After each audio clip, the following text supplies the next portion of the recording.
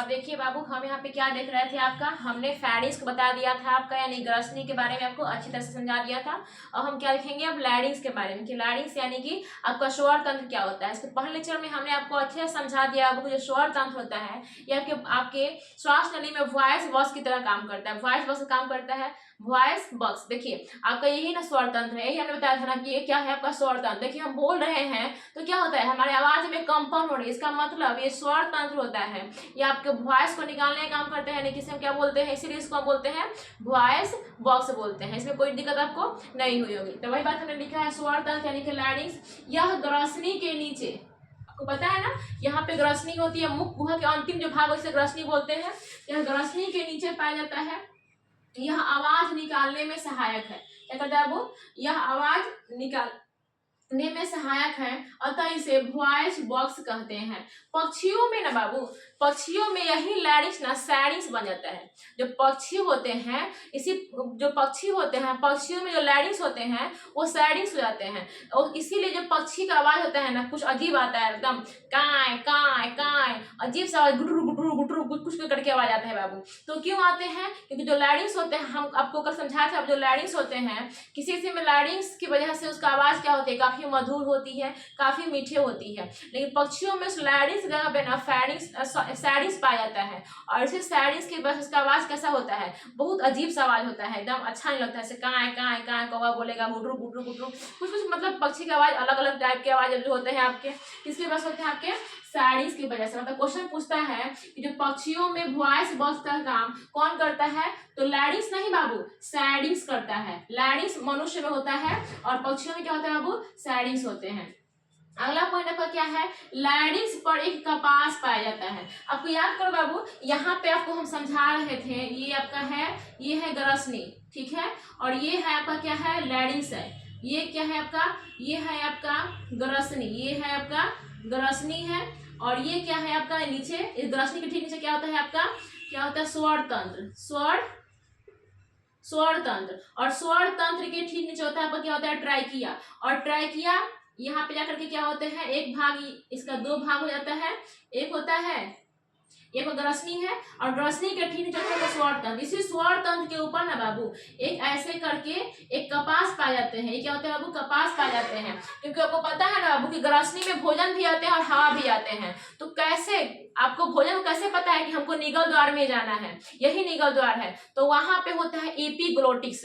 यहाँ पे जो ग्रसनी के नीचे होता है आपका स्वर तंत्र, जिसे आप बोलते हैं लैरिंग्स। लैरिंग्स पे एक कपास की तरह एक संरचना होती है जो काफी ढीली होती है। कैसी होती है, बिल्कुल इसे यहाँ पे हम लगाए हैं इसको, तो बिल्कुल ऐसे इसे मुड़ सकती है, बिल्कुल इतनी ढीली होती है ये क्या होगा, बिल्कुल ऐसे ऐसे एकदम बिल्कुल ये मुड़ जाएगी एकदम, ठीक है ना। तो जब ये लैरिंग, जब आपका भोजन आपका ग्रसनी में आएगा तो भोजन को, ये जो आपका कपास होता है ना जिसे हम बोलते हैं एपिग्लोटिक्स, जैसे रहे कि भोजन ग्रसनी में आ गया तो वो क्या करेगा, वो श्वास नली के दीवार को बंद कर देगा। ग्रसनी में दो दीवार होते हैं, पहला आपका निगल द्वार और कंठ द्वार। तो कंठ द्वार के दीवार को क्या करेगा, एपिग्लोटिक्स बंद कर देगा। जिस प्रकार क्या होगा, आपका भोजन किस में चला जाएगा, आपका ग्रास नली यानी कि आमाशय में चला जाएगा, यानी कि निगल द्वार में चला जाएगा। और जैसे भी है कि आपका भोजन अभी नहीं है, आपका हवा आ रहा है, तो वह किसके द्वार को बंद कर देगा, वह बंद कर देगा आपके निगल द्वार के दीवार को, यानी कि ग्रास नली के दीवार को बंद कर देगा। जिससे आपका जो हवा होगा वो किस में चल जाएगा, आपका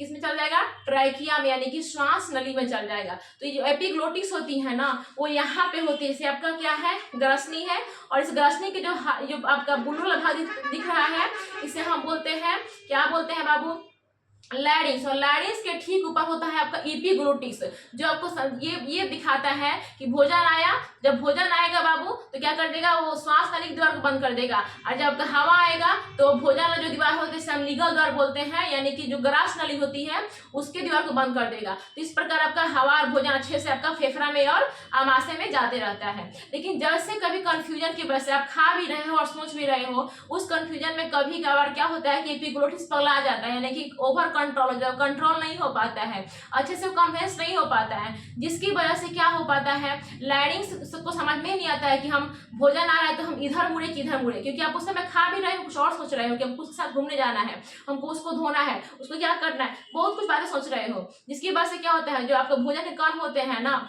जो आपका जो एपिग्लोटिस होती है वो आपका श्वास नली को नहीं ढक पाता है, श्वास नली काटने के बाद किसको रख देगा आपका ये जो आपका निगल द्वार है, ग्रसनी में 2 दीवार होते हैं, पहला निगल द्वार होते हैं, दूसरा कंठ द्वार होते हैं, और यहाँ पे बीच में लगा रहता है आपका एपिग्लोटिक्स।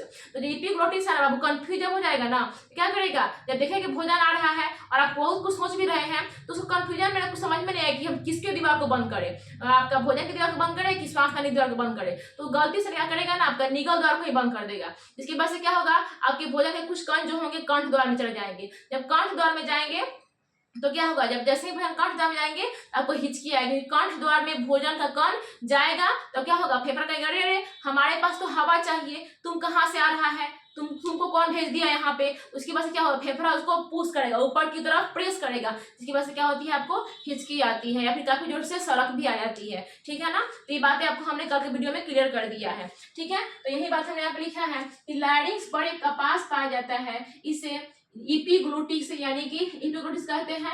जब हम भोजन करते हैं तो इपीग्लोटिक्स श्वास नली बंद कर देता है, यानी कि वही कंठ द्वार वाला जो रास्ता है ट्रैकिया वाला, वो क्या कर देता है, बंद कर देता है और भोजन ग्रास नली यानी निगल द्वार में चला जाता है। ठीक है, लेकिन जब कभी एपिग्लोटिक्स कंफ्यूज हो जाता है, यानी कि उसको समझ में ही नहीं आता है कि वो भोजन वाला दीवार को बंद करे या फिर हवा वाला दीवार को बंद करे, तो क्या करता है, कंफ्यूज हो जाता है। तो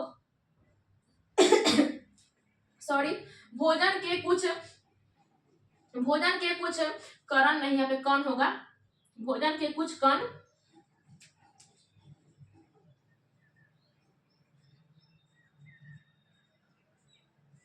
तो भोजन के कुछ कण निगल द्वार के बजाय कंठ द्वार में चले जाते हैं, जिससे क्या होती है, आपको हिचकी आती है या फिर सड़क भी जाती है आपको। ठीक है ना, एपिग्लोटिक्स का जो नियंत्रण होता है, देखिए आपका भोजन आपका जो भोजन है ग्रसनली से, सॉरी आपका जो भोजन है वो ग्रसनी से आमाशय में जाएगा, यानी कि निगल द्वार में जाएगा या फिर कंठ द्वार में जाएगा, ये तय कौन करता है, आपका एपिग्लोटिस।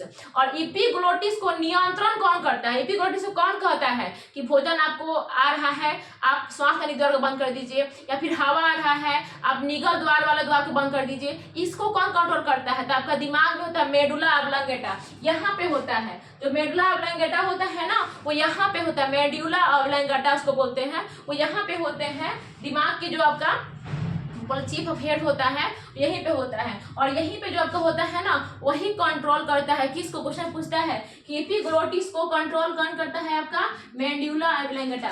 दूसरा क्वेश्चन पूछता है कि एपिग्लोटिस लगा कहाँ पे रहता है आपका, तो लैरिंक्स में, कहाँ लगता है आपको, लैरिंक्स में। तीसरा क्वेश्चन पूछता है कि एपिग्लोटिस जो लैरिंक्स होता है किसका भाग होता है, तो श्वास नली का भाग होता है। ठीक है, तो इस प्रकार आपने सभी बातें अच्छी तरह से समझ गए होंगे कि लैरिंक्स क्या होते हैं। इसके पहले हमने फायदे समझा दिया आपको, तो सभी बातें आपको समझ में आ गई होगी। अब हम अगला बार अभी तुरंत पढ़ेंगे, हम क्या पढ़ेंगे, फेफड़ा के बारे में बाबू। तो यहाँ तक भी बाबू आपको वीडियो को अच्छा लगती है, सही समझ में आती है, ठीक है। अगर वीडियो में किसी प्रकार कोई कंफ्यूजन होती है तो आप हमसे कमेंट करके जरूर पूछ सकते हैं कि यहाँ पे हमको समझ में नहीं आया, या फिर यहाँ पे हमको कंफ्यूजन हो रही है, या फिर हम ये बातें नहीं बताएं आपको, तो आप हमसे बेहिचक पूछ सकते हैं।